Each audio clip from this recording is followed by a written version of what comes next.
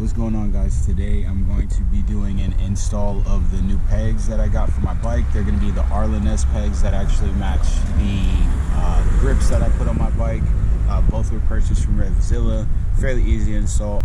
The only tools you're going to have is going to be a snap ring tool for the little C clamps that we actually have on the bike to hold the pegs in place. Very important things are going to remember not to lose the C clamp that keeps the peg in place, and then also not to use the tension plate that's actually inside the brackets for the peg, because that's what keeps your peg from flopping around. They are a lot longer than my old ones, and I heard that they are pretty easy to scrape, so I'm going to install them, check them out, see if I like them. If not, I'm going to hang on to these so I can reinstall them. There it goes.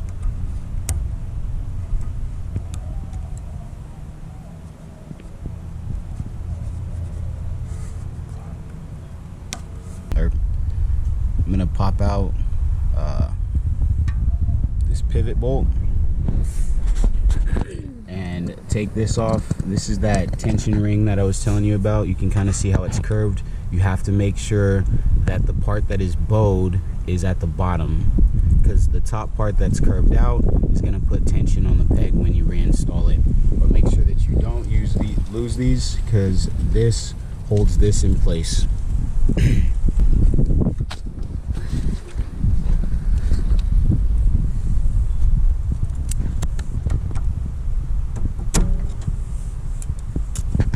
So you pop that out. There's a little bit of grease on there to keep it lubricated.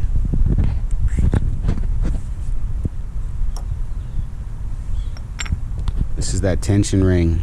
So you can see how it's curved at the bottom. You're gonna make sure that that is facing the bottom of it when you reinstall it with the other peg. So the flat piece is gonna go towards the inside.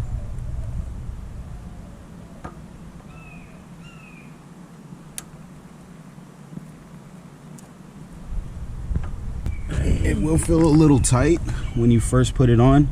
That's what that tension ring's there for. And you're just gonna pop that back in place, and then it should pivot up and pivot back down.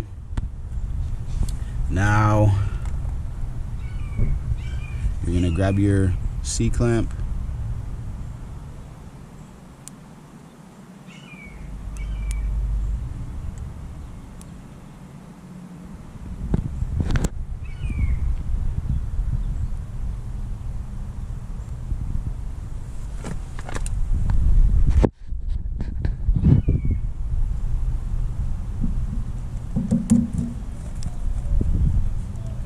got a little loose. Looks like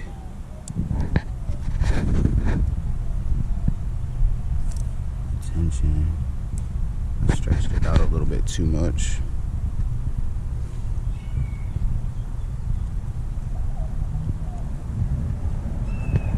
So I'm gonna close it back up.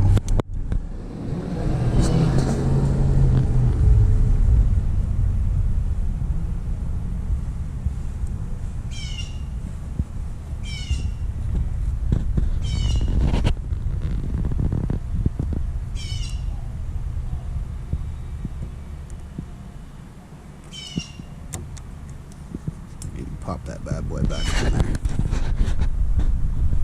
So that should be nice and tight. When I had stretched it out earlier, I definitely stretched it out a little bit too much, so I had to take it back off, pinch both sides together, and make sure that they were meeting evenly in the middle, and your peg is installed. So same thing for the other side. Definitely hang on to your old one. I'm probably going to end up saving these just in case these do start to scrape way too much.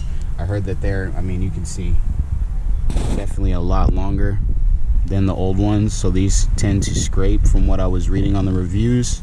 I did just want to get them to match the grips that I had already installed on my bike, but if they do scrape too much when I'm taking those hard turns and leaning a lot, I'll probably just end up switching back down to the stock Harley pegs. Other side. Alright guys, so fairly easy install. Probably took me about 5 minutes on each side. The snap ring tool you're just going to use to take off the C-clamp. You'll take out the bolt that keeps the pegs in place.